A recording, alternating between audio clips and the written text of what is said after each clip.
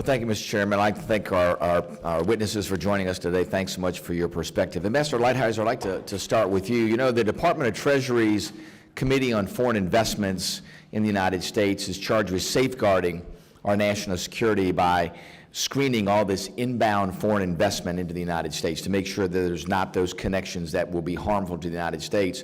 Congress has long considered, what do we do to modernize CFIUS? What do we do to make sure we are addressing these modern challenges to what was supposed to be a committee that protected our technology and how those investments were taking place here?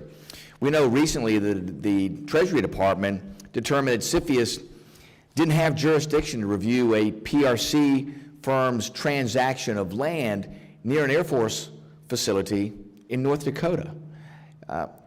Let me get your perspective. What CFIUS reforms do you think we could most rapidly put in place to accelerate our ability to review PRC state-directed investment in the United States? Secondly, do you think we have the tools necessary to do sufficient due diligence on second and third tier companies, on shell companies, and the effort by China to circumvent the controls in CFIUS that at best are lacking?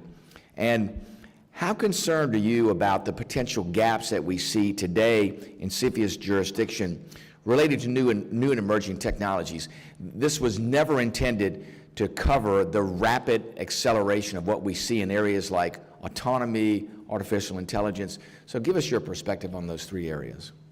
Well, thank you, Congressman, for that question.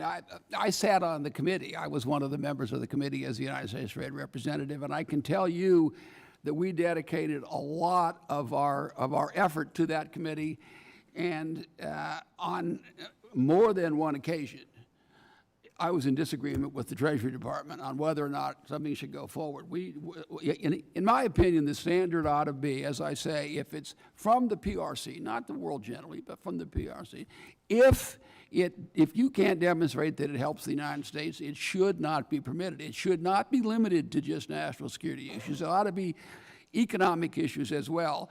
And the notion, even with the current standard, the notion that you can't stop buying farmland near an Air Force base or near the place where we develop our drones, which are so important to all you hard power people know far more about it than I do, is to me crazy. That is a national security issue. So I think every dime's worth of Chinese investment should be notified, and it should only be permitted if you can demonstrate that it's in the interest of the United States. Your point about shell corporations and all is a very good one. It's always going to be a problem. We're going to have to be vigilant, and we have to be able to unravel any deal that we later find out has any kind of a connection to the People's Republic of China. This strikes me really as the most obvious thing in the world. I can't imagine it being put before a vote of this House right now and have it not pass overwhelmingly with Democrats and Republicans. It's just not imaginable to me. And I just say one other thing. This notion of mitigation agreements is another huge mistake. So the notion is, we sit here, we don't think you should go forward with it, but we'll create a mitigation situation. And then we'll put some former colonel in an accounting firm, and they'll make sure that the data doesn't go to China.